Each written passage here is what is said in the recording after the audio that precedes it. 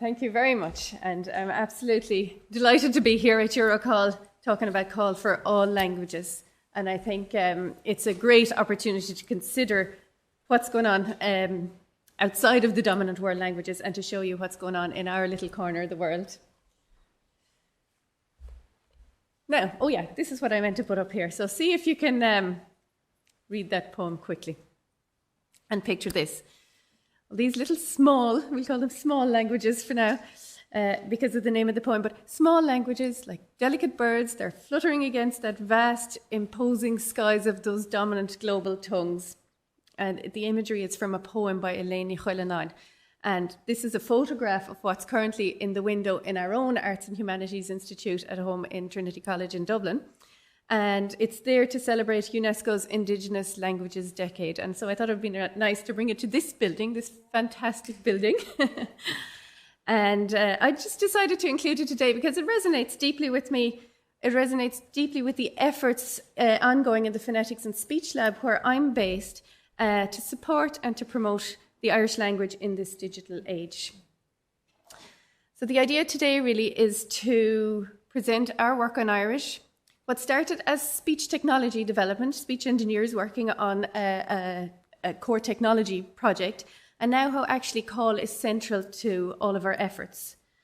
Now, just to give you the nutshell background, in Ireland since the foundation of the state, it's been appreciated that language education is key to the maintenance of Irish as a spoken language. Now, we have a large learner community, and so Call is the way to go. For getting to people, we'll say.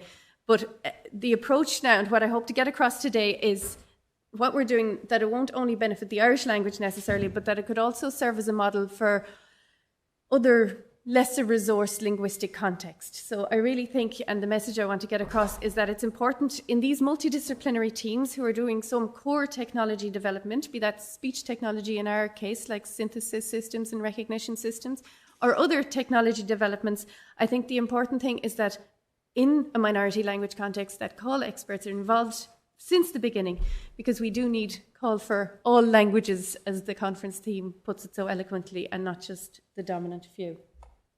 So today, a little bit of background and context, who I am. There's lots of Irish people here at Eurocall, where we're coming from. The challenges then, every language has its own challenges in terms of the linguistic challenges, sociocultural, data scarcity is our huge one, of course. Then I'll talk about the ABER approach. ABER is the Speech Technology Development Project, and ABER in Irish is the word for to say or to speak, and so that's what we were getting at with the synthesis systems, speaking out the words for us, the sounds of the language. So a little bit about the building of those, or what they sound like now, the Call developments and the applications that we're trying to build at the moment, and the progress we're making, and some accessibility applications as well. Fantastic, the focus that's here on diversity and inclusion. We had a fantastic keynote yesterday, and I want to talk about the speech side of things, people with a vision impairment who are working with us, and people who depend on communication devices for communication. And then, so it's really the minority within the minority that cannot be forgotten. And then a few conclusions if we make it that far. So I was born and raised in Dublin. Irish was my first language, and my parents were both second-level teachers, and they had this vision to, deeply root their children in the richness of their native language. And they founded an Irish language immersion primary school, which they weren't very common at the time. So I was just 3, and I had the privilege of being the very first student. There I am. My little legs would hardly go over the edge of the chair.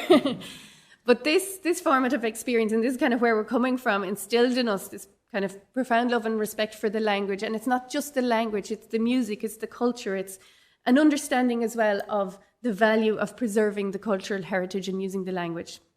So I went on then to pursue a degree in computational linguistics in TCU with Françoise Bland, lots of people who are really involved in Eurocall. And my interest always kind of gravitated towards the application side of the technology development. The linguistics, the pedagogy of language teaching, and as I saw it, trying to solve real-world problems. So I did some teaching in classrooms and online settings, etc. And then I joined the Phonetics and Speech Lab as a PhD student because the potential that I saw in the core speech technology development was immense. I think you can see that by leveraging these kind of techie tools in creative ways, you can extend far beyond the reach of the traditional classroom, we'll say. And I really feel that these tools have the potential to revolutionise how Irish, for example, is taught. And then also a believer in these data-driven decisions. So if we can use these to gather corporate, to improve learning outcomes, so keen to leverage, I suppose, the impact to make a positive and lasting experience, we hope. So the journey that I'm on, I suppose it's a blend of kind of personal passion and professional endeavour, trying to get them together. The big team of us in the Phonetics and Speech Lab, just to give the background, speech engineers, phoneticians, software developers, computer scientists. This is an old picture now, it's a pre-COVID picture. We need to get together for another one soon. But it's a small team, and when you're working in minority languages, everybody wears many hats.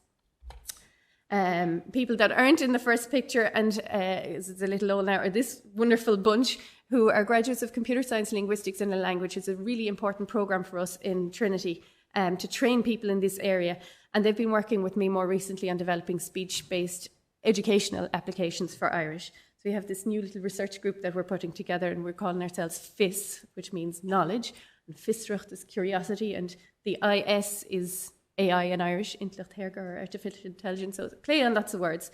And the curiosity about language we're kind of trying to ignite, and leveraging then artificial intelligence in language learning. And the more traditional artificial intelligence, Branislav was talking about the generative versus the traditional yesterday. Now, over the last while, we've had the opportunity to really kind of deeply consider the challenges to do with the Irish language in the digital age, because we were commissioned by the Irish government to author this digital plan for the Irish language. It's a policy document to carve out a roadmap for the next 5 to 10 years for Irish in the digital age. And what we tried to get into that was the critical importance of speech technologies in preserving and promoting our language. So we included this image of the tree inside it. And this, I think, is the easiest way for me to explain our kind of ecosystem. So there are the underpinning linguistic resources, which if you're working for a major world language, we'll say you take for granted at this stage, but in our context, they still need developing, the dictionaries, the language models, the letter to sound rules for speech technology, for example, acoustic models. These don't exist, and we need basic linguistic knowledge to be still put together. Then the core technologies must be built, and here I'm talking about text-to-speech systems and recognition systems in our context. And then we look at the flowering of the tree, or the apples on the tree, and that's how we deliver to the end users. So through a general public web page, and that anybody can access, through accessibility applications. But in this context, we'd be talking about the educational applications. And those are the three groups kind of that we work with. So there's a real focus on the endangered languages context at the moment, which is fantastic. The urgency from a preservation point of view to develop the speech technologies. UNESCO have a lovely web page for their to celebrate the Indigenous Languages Decade, but it's full of absolutely terrifying statistics, like that by the end of the century, half the languages spoken on Earth will likely disappear. We worked also several years ago on the writing of the MetaNet series of white papers. And again, it just shows, and this is going back a few years, that the majority of European languages are severely under-resourced when it comes to technologies. And what's very worrying at the moment with all the latest developments is that gap between the big and the small languages. It's just really, really widening. So the smaller, the more under-resourced languages, they need the core technologies, otherwise they're doomed to digital extinction, they say. But like, you can't afford not to engage at this point. And we've been talking about this for a little bit. Languages that aren't digitally available, the community then is forced to switch to the major language for access to resources. I pulled this from restoftheworld.org just to illustrate the point further. Some of the up there, it showed that 5% of users claimed English as their first language, but 55% of the domains online were using English. So English is vastly overrepresented online. We talk about technology as a tool to help humans, but what's really happening is that humans are accommodating their language to the technology. It's not the technology accommodating them. And then this really, really becomes amplified in the case of the minority languages, and then could be just a serious wipeout for these, as we call them, smaller languages. But there's an awareness growing now, and I think UNESCO's and the Indigenous Languages Decade is so important. When we're working with only the major world languages, you tend to take so much for granted. This Anglocentrism has become one of the most insidious biases in scholarly work. For example, a quote by Levison there. We really need to highlight the case of other languages and think about the worldview of the humans, but also the language models that we're interacting with now. So a little step back again and talk about Irish. You may know we're a Celtic language. Our very close cousins are Scots, Gaelic and Manx, and our slightly more distant cousins are Welsh, Breton and Cornish. Irish was widely used throughout the country up to the end of the 17th century, really, but it began to lose its status then as the language of commerce and law. The 19th century brought decline. There was the Great Famine. There was 1 million deaths. 1 million emigrated. By the end of the century, there's about 500,000 Irish speakers left. They were located mostly in the poorer western seaboards. We call them Gaeltacht areas now. And so we have 3 main dialects of Irish, and you can see, I put 3 red circles there to see where they are in the country. They're pretty much in the more rural areas. And you might see in the abstract that I included a quote from Patrick Pearse in my abstract. So the point with that really was that there were ambitions to revive Irish. With the new Irish Free State, there were ambitions to revive Irish as the lingua franca, and they believed that the school system was the school system alone really could achieve this. And so there were these political slogans like Teanga, Teanga, Anam, a country without a language is a country without a soul, and they were kind of widely promulgated and became accepted as received wisdom amongst the Irish language revival activists. So it's a kind of an anomaly we're in. Irish enjoys considerable state support. It's the first national language in the Republic. It's an official language of the EU. It's a compulsory subject of study for all pupils attending primary and second level schools in the Republic. But UNESCO has classified it as definitely endangered, and children don't learn the language as a mother tongue in the home. That's where we're so different from other cases. We don't have any monolingual contexts. We don't have contexts where Irish is the sole acceptable language for communication. We talked a lot yesterday about ChatGPT, and for the large language models that it's quantity that's important and not the complexity of the model. And kind of in the context of the big data approaches, you need to know what you're dealing with in terms of numbers. So 40% of the population in the latest census, they tick the box saying that they can speak Irish. But if you look outside the education system, because it's compulsory to learn it in school, most people can speak Irish. About 70,000 people will use Irish. And then if you look at the Gaeltacht area, it's very hard to put numbers on it, but people estimate between 18 and 20,000 who actually use Irish as their first language. And there are many languages like Irish where the speakers are kind of geographically spread out, the communities are smaller, resources are limited, and the point is when you're developing technologies, then they need to be tailored to meet the specific needs of the community. We always take an approach that places our end users at the heart of everything we do, at the centre of all the design and decision making, and that's where call is so important because we've such a population of learners. So our general public, the native speakers, the speakers in urban areas, in the education context, then we have autonomous learners, teachers, and classrooms at the 3 levels, I suppose. And in terms of accessibility, then you have to think about what about people in Irish-speaking families who wish to attend Irish immersion schools, for example, or may have a vision impairment, or who depend on communication devices for speech output. They need the core technologies. Okay. So the linguistic challenges for Irish, but every language has its own structure. So the point, I suppose, really, even though I'm talking about Irish, is that the technologies are primarily optimized for English.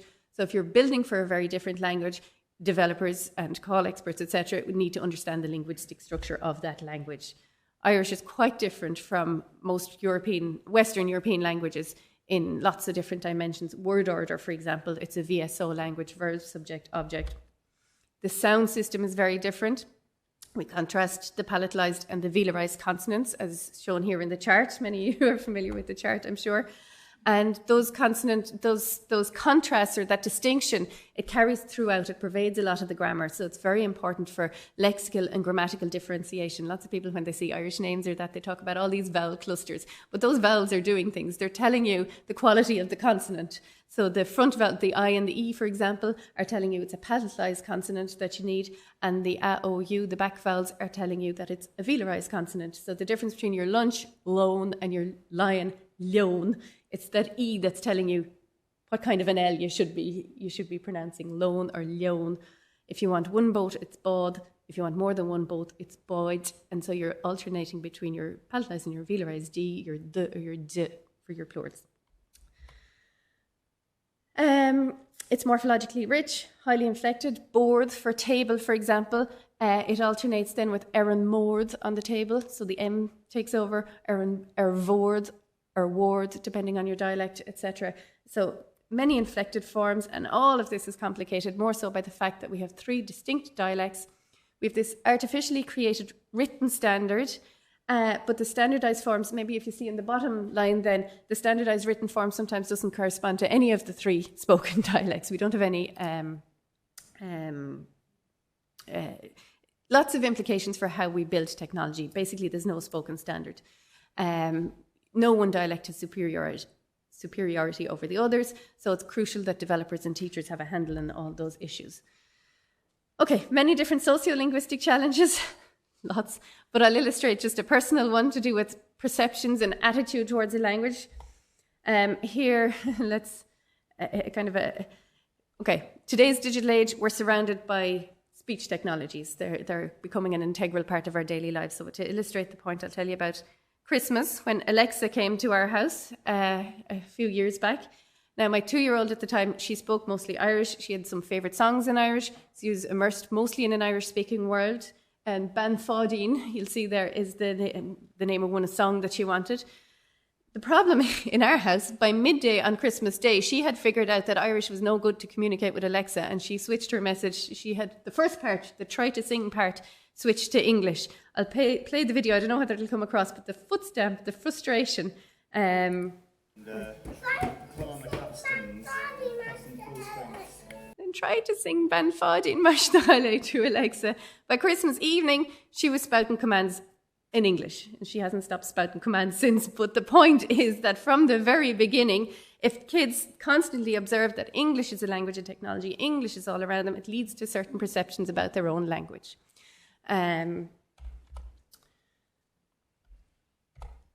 Resources are a huge issue. Assumption tied to the major languages that there's access to these vast corpora of text and spoken language. But if you dive into the realm of the lesser spoken languages, the reality is totally different. They talk about now collecting text and hope for the best as a method, but that works well, yes, if you have a huge amount of text available. Irish does not. If the correct forms clearly outnumber the incorrect ones, our problem is an awful lot of data online, it'd be learner generated because the vast majority are learners. So it mightn't provide an accurate representation of authentic native level language use. It works well if there's no complex morphology. Celtic languages, as I showed, have a lot of maybe unusual features. They're far more morphologically and phonologically, there's far more variation than there is in English. So in principle, you'd expect that you'd need actually a lot more data, but in reality, you have a lot less. So with the data, with lack of data, we have to spend a lot of the time in the community. Here's a caravan we had out recently. We're down in the communities with our microphones, engaging with the community. They are our end user and they are part of everything that we do. So you have to be creative. You have to use a lot of different hats. We get to lovely parts of the country this summer. For example, we want to create a Waterford Irish voice, which is one of the sub-dialects. But the recordings aren't there, so you have to go out into the field. The community came to us and they're very keen that we do that, to preserve a virtual native speaker of Ring Irish by creating a synthetic voice. But the underpinning linguistic resources will need to be developed, etc. So there's a huge challenge there in terms of digital preservation. The urgency of the task really can't be overstated. We have witnessed the loss of native Irish-speaking pockets across the country since the 1930s even. So we can't afford to let these sub-dialects die out completely, at least preserve a virtual speaker of the dialect. Okay, so I'm talking a lot about the synthetic voices and that. This is to share with you our webpage. This we see as serving as a window into the research project. As new developments come on stream, we try and share them through this platform, and this is kind of our commitment to community engagement. So I'll play a couple of examples of the latest synthetic voices. So you just hear that the quality, they're highly intelligible. The quality is pretty good. The text is there if you can follow it. And let me just, I told you, 3 main dialects. San Iceland, Chonan tahi atá aine le forbert na technoliachta gon choilge a leiru dib in yoch. Má tá ein cheiste na agaí ba vrálum lauert lib in the Neasa. That's the Connemara voice, the Ulster. Ben Shawson Iceland Chonan tahi atá gonne le forbert na technoliachta don rélige leiru divinu. Má tá ein cheiste na gov ba vrálum lort lib in the Neasa. To get the sounds of the language, then the Kerry, the southernmost dialect. Time an a hásta bhein seo san Iceland chunan taí atá gine le forbert na technoliachta don réilge léirú díhanú, má tá aon cheistna go bhráilm labhart libh in na Neasa. You get a kind of a sense of the level that we're at the moment, and we're hoping to be able to use this a lot in the educational applications. It's getting to the point where it's really, really good. The speech recognition, the way we have it at the moment, it's a click, speak, and it transcribes exactly what you say. So here's just a quick demo where you speak to it and it transcribes what you say. Now, it's not always perfect, but it works reasonably well. So we have an example there with just, now I'm going to move on before it starts talking more. Different voices, male, female. Oh yeah, the synthetic voices, I played 3 female examples, but we've male, female, and we need to build children's voices as our next task. So in terms of the call applications now, this area that I'm particularly interested in, the applications in education, and one where I can see these speech technologies having a massive impact, and hopefully the potential I'd see anyway to transform the teaching and learning of Irish. Things have been really text-based until now, so we really need to bring the spoken word, the living word, into classroom situations. Our big challenges are, the major one is the lack of opportunities to use Irish and to hear the native speaker models. Lots of our learners, they rarely encounter Irish outside the school gates, and they certainly don't hear native speaker models of the language. The complexities of Irish that are challenging to learners we can get at. The language is just completely different from English, and we don't really have any focus on the sounds of the language. The phonic spaces of the language isn't widely understood. As point number 3, the attitude and motivation, the fact that it's compulsory to learn Irish in school. There's a load of questions about the perceived usefulness of the language. Lack of resources. Actually, we have more resources available now than we ever did before, but they're scattered. And then this disconnect with the materials. People talk about, the major works of literature, and they depict another era of the old, dying Gaelic way of life. So today's teenagers don't relate to that. So we're relying on teachers to generate stories, listening exercises, etc. And there's a lot of reinventing of the wheel going on. And then the levels of proficiency vary completely among learners, and frequently the teachers as well. Teachers report low levels of confidence because they don't have the communities where they speak Irish, and speaking is key. This is something I just came across in the bookshop. I thought it was incredibly inappropriate. And it says, make a sound at the back of your throat like you're gargling. It's like, oh God. With speech technologies, we can surely do better than this for pronunciation training. Okay, so we're in this unique position with our team because we don't just use the technologies, we build it. So we have this knowledge of the TTS systems, the ASR systems, and the benefits for call. Then we can do in-house modifications to suit our teaching and learning context.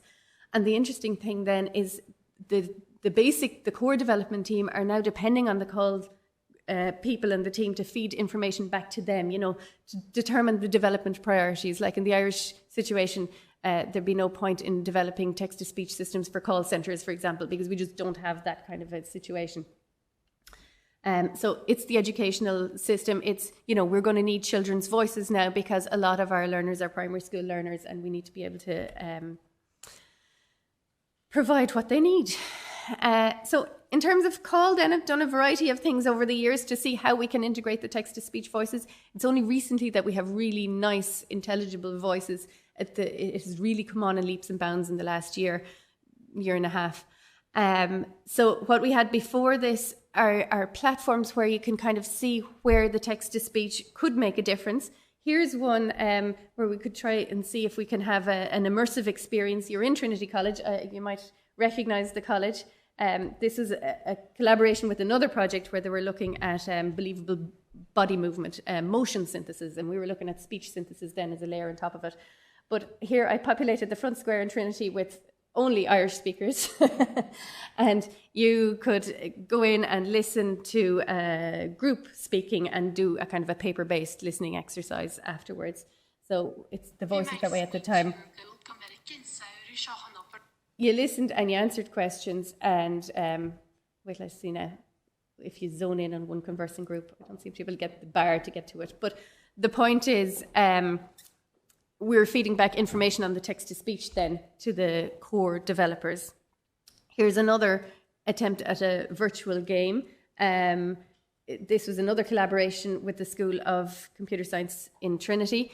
And basically, you're the main character. You go through the game, you've lost half a winning lotto ticket, and you know the other half is somewhere in the hotel. And so there's a lot of negotiation of meaning involved, going around and talking to the different characters. You can't give away too much information about yourself. You could come away with €100,000 or €3 million, depending on the paths you take through the game. So it's a computer science platform, and the idea was that you could give the same game to a group of 30 students, and they'd all take their own paths through the game and see, this personalized, adaptive kind of environment. So I'll give you just a 2-second snippet so you get the idea of what it looked like. Here's your main character. You clicked where you go, and then when you met another character, you spoke to them, but it was through a predetermined menu. So when a menu picked up and you selected the most appropriate prompt to try and keep a conversation going.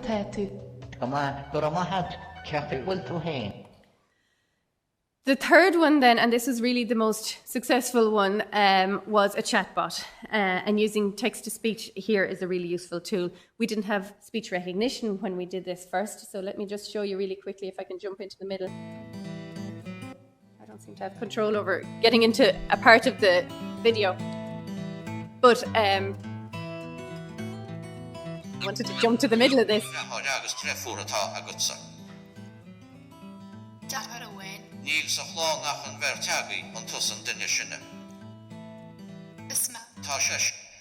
Okay, I'll stop it there, but you can kind of get the gist. We don't have speech recognition, so learners had to type into the system. This is really interesting because the text-to-speech voice read out what they had typed and they could hear their errors. So this has kind of prompted a lot of what I do since then. They were correcting themselves. It was really interesting to see students in second level working on this. It ended up one taking the computer, another taking a dictionary. They were feeding it. The log files were hilarious, looking at the types of interactions they were going. They really got involved in this story, or in this activity, which was aligned to the curriculum and the kind of types of things that you talk about in oral exams. But it kind of prompted what I do now with all my students using text-to-speech, and this for English, for any language really. If they're submitting work, I ask people to listen back to their drafts, to put it through a text-to-speech synthesis system before they submit work, because it's a really handy way, in the first place, just to clean up typos and little repetitions. You'll hear them where you could be looking at the text all day long and you mightn't see something, it wouldn't jump out at you. But in terms of structuring long essays for logic, for flow, to catch repetition and concepts, etc., it's to hear logical progression as you go through. It's a really excellent tool to listen back to what you have, to anything you've written. So the platforms, they were tested in schools. The text-to-speech evaluation was part of what we were doing. But the little interesting finding there were that the ratings of the voices, even though we had the same voices in different games, they varied with the voices in which they featured. So they were way more highly rated for the chatbot, the interactive dialogue, which the learners also found to be far more enjoyable. So the point there is that synthesis evaluation, it needs to be done in the context in which it will be used. So back to the communities, back to the end users, you need to test it in particular situations.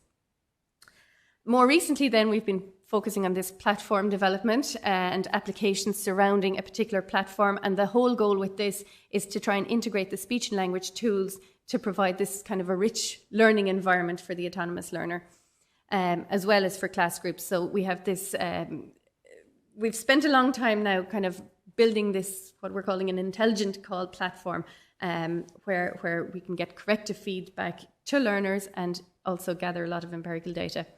So keen to move away from the traditional text-based resources and bring more of the speech and the spoken language to the forefront. This is the homepage.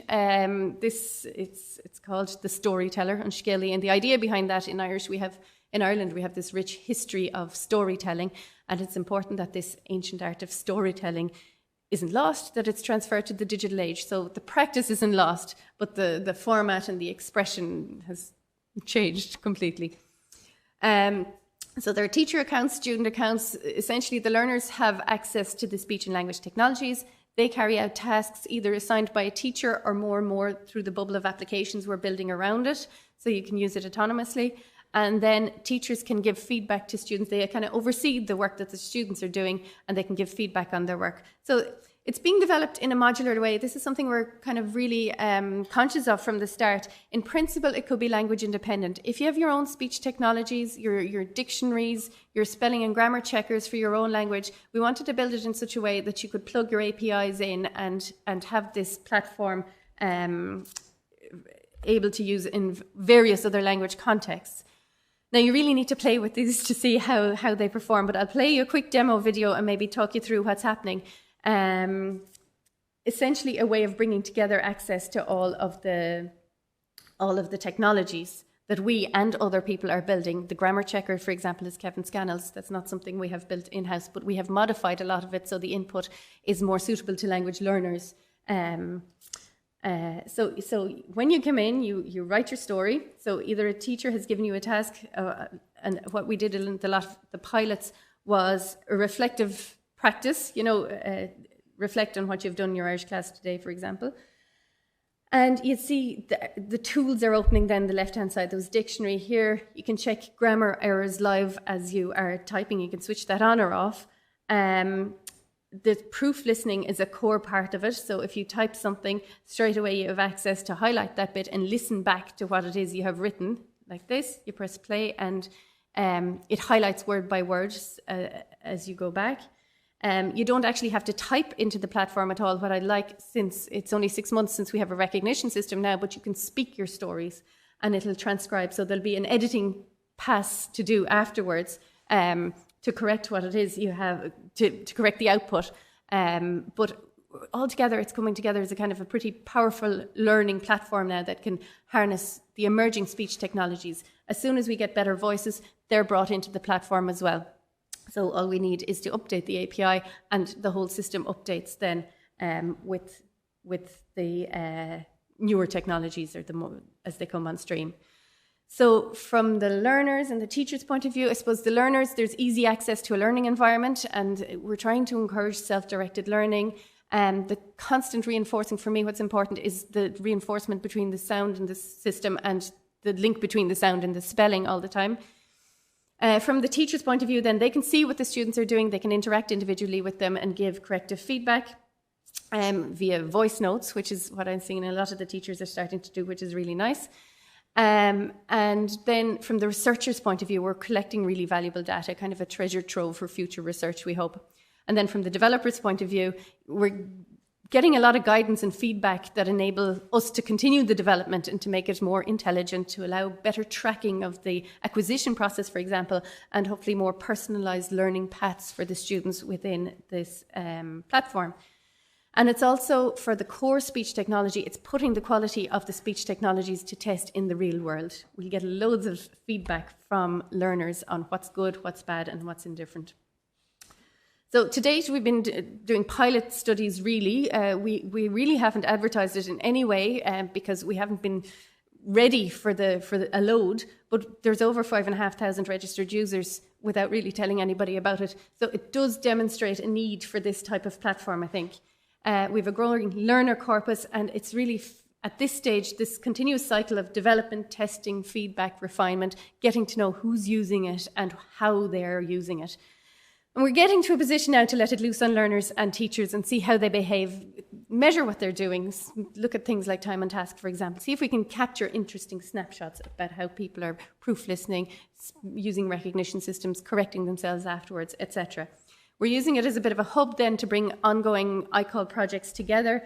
And just to give you a quick sample of some of them, Lara, we've done a lot of talk about Lara at Eurocall this year, which is fantastic. So we've been collaborating as well with some of these projects. And we have built a kind of a library, a good lot now of multimodal annotated texts. We have lovely artwork with them. We're trying to make it as attractive as we can. A PhD student in-house as an excellent artist.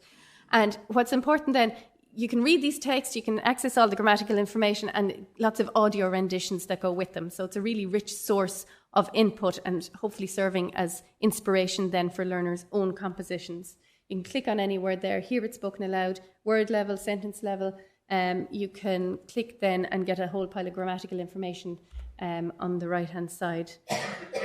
A prompt generator was developed as a response to a blank page. Learners didn't know what they should do unless you had the teacher with you to give you the task. So we put together a large bank of prompts.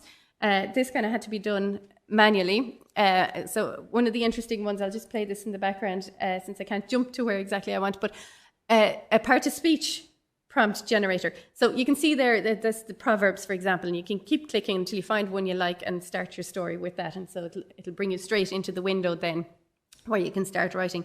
But for the part-of-speech generator, we wanted to have this as a bit of fun, like a game of countdown, you know, give me a noun, give me a verb, give me another noun, give me an adjective. So there's a lot of kind of language awareness. And if you like what you see, then you add it to your word bank, and the student then has to create a properly structured sentence and use that as inspiration to start their story. But an interesting little finding there, and it illustrates this point about the big models and how reliable they are for a minority language. We were composing and handcrafting all these lists, and we thought, oh, everybody else seems to be using ChatGPT to be doing all these kind of tasks. So we gave it the simplest task you could. Give us a list of 50 nouns in Irish, give us a list of 50 verbs, etc. And the performance was totally unreliable. For nouns, it wasn't too bad. They got them right 80% of the time, but there was loads of hallucinations, words that didn't exist, getting the gender wrong, loads of things like that. So and we experimented with engineering the prompts. Asking through Irish actually made it a little bit, the performance poorer than it was asking through English. And so the message there for our teachers at this point is that you can't rely on it. Because we're living in the shadow of English, they're so used to using this for English, and you expect then, I suppose learners don't know what they don't know, so they don't know if it's erroneous output. So a little kind of a message there. There's dictogloss. Everybody here is familiar with these text reconstruction exercises. Text-to-speech works really well because it can play it again and again as often as you like, and you can speed it up and slow it down. And then we have another chatbot for irregular verbs. Irish only has 11 irregular verbs. It's excellent. But they're highly irregular. There's no way of guessing them. So it's common for learners to make errors. So we developed this little tutor, which you can select your verb, and you can, it kind of looks like, I'm not sure what it's going to play now, but it looks like texting over and back. It asks you questions and you answer the questions, but it's tied in then, it's going to be tied in properly to the writing window in the main Unscaley platform. So if you're making errors with verbs, it'll ask you, do you want to jump out and train with the irregular verb bot, for example, that particular verb. The teacher feedback window looks like this. I'll skip through some of these now just for saving time. There's a statistics dashboard, some really nice things there where teachers can look at the performance at a class level. There's, you know, all the dictionary lookups we'll say that the students have done and things. There's n-grams there, which I think is really nice, looking at the word and phrase distribution. So you can see the most common words being used by students. You can switch the n-gram to a 2 gram so that you can see pairs that they're using, and suddenly you'll be able to see which 2-word or 3-word or 4-word combinations people are using, and errors pop out at you straight away there. So it gives a really valuable tool for giving feedback to the class level. And then we have like grammar errors over time. We're trying to see if we can capture anything happen, but of course you need longitudinal data for this kind of thing, and you need the same people to be using it for a long time. We have an interface where teachers can contribute content, and then the statistics database for the researchers, where we can see on a nationwide level kind of what's happening in the background. So it'll be useful. We'll hopefully be able to inform, curriculum development down the line, etc., if this continues. But we want to avoid developing things just because the technology can do it. They need to be pedagogically meaningful. They need to fit with our focus on the spoken language and integrating the speech technologies. It's new off the block, but we want everything to be developed in a kind of a sound way. It's laborious, it's complex, but it's really meaningful. Okay, if I have just a few seconds, I'll play just one video for you. We had an excellent keynote yesterday, and I think there's a great focus on this inclusion. So I'd just like to introduce you. There are two people here, but I might just introduce you to Julie today, who I'll let her do the talking. She's a key member of the team in terms of accessibility, and she will tell you why it is important to be doing this type of work. Hello, I'm Julia Cummins. I'm a parent of two minimally speaking autistic AAC using children who attend Gael schools. Leisha is 10 and Conal is 7. I'm also a PhD student with the Auber Research Group in the Phonetics and Speech Lab at Trinity College Dublin, where I'm part of a team developing AAC for Irish. Gabra. I'm passionate about AAC and the transformative effect it can have on lives. I also feel very strongly about language rights for people with speech-related disabilities. Having access to Irish allows people to connect with their identity, their family and their communities. I believe that everyone, regardless of their ability, should be provided with equal access to language learning and should be appropriately supported in doing so. Irish is a core element of the learning experience for nearly all students in the Irish education system. It is one of the official languages of Ireland and for historical and cultural reasons is a fundamental expression of Irish identity. I sent my own children to Gael schools, which are Irish language and immersion settings where all aspects of school life is conducted through Irish, partly because research tells us that being bilingual carries cultural and cognitive benefits for autistic people in particular, but mainly because of the importance of the Irish language to our family. My husband is a native speaker. He's from the Connemara Gaeltacht, so the language is very much part of our lives. It is very important to us that all of our children have Irish so they can communicate with their Connemara relatives in their own language.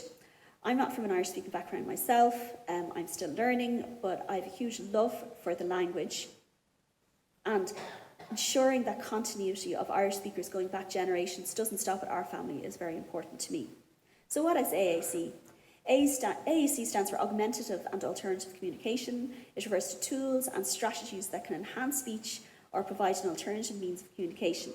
AAC can be aided, i.e. using a tool like an iPad with an AAC app, switches or writing notes, or unaided, i.e. no tools required, such as keyword signing like Love or Makaton, as they use in the UK, or simply gestures.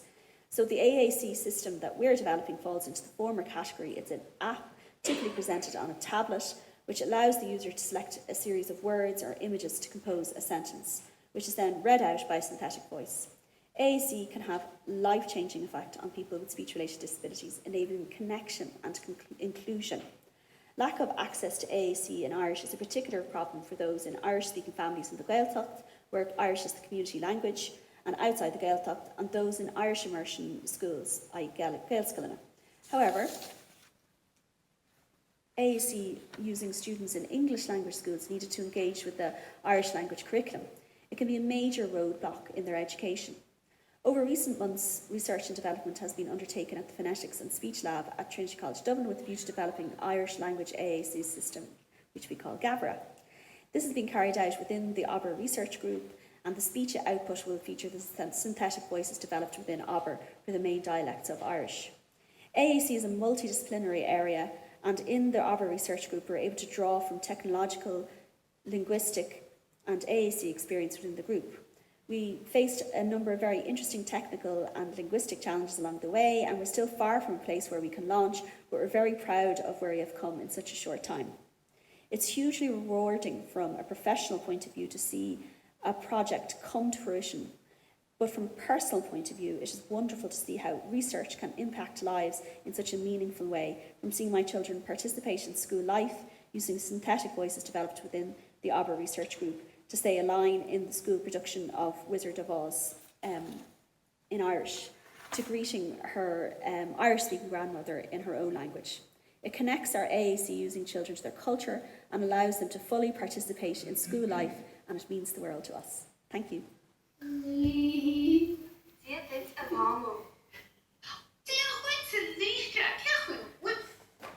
So that's the granny in Connemara get the message across, hello, and she's saying, hello, how are you? So it'd bring a tear to your eye, like a moment like the school play and being able to output the speech and being part of what's happening. And Julie is phenomenal. She is doing so much work in the area of accessibility. Okay, so just a couple of conclusions. I'm out of time, basically, but call experts need to be involved from the outset in these minority language contexts. I think working with the community, working with the end users, seeing exactly what it is we're trying to do. The task of developing language resources, it's very challenging for the minority languages, but it's also deeply rewarding. So there's definitely an extra level of creativity involved and a lot of effort, but it's a kind of a passion for many people working in the area. And I suppose it's not, the big point is we're not just trying to provide tools to match what's available in English or in any of the other major world languages. It's about valuing that cultural diversity, the promoting of language equality, shaping positive perceptions about the language, and ensuring that all children can live in a world where their language is recognised and celebrated, no matter what background they have. So there you go. I'll leave you with the poem again that paints that vivid picture of the plight of the smaller languages. And in a context where resources are limited, we can't afford to kind of flutter aimlessly. We need to deploy a strategic approach. And I think language education and call stands as a paramount tool for preservation. And we need to ensure that the technological endeavours align seamlessly then with the sociolinguistic, the pedagogical goals, etc. So there you have it. That's my story.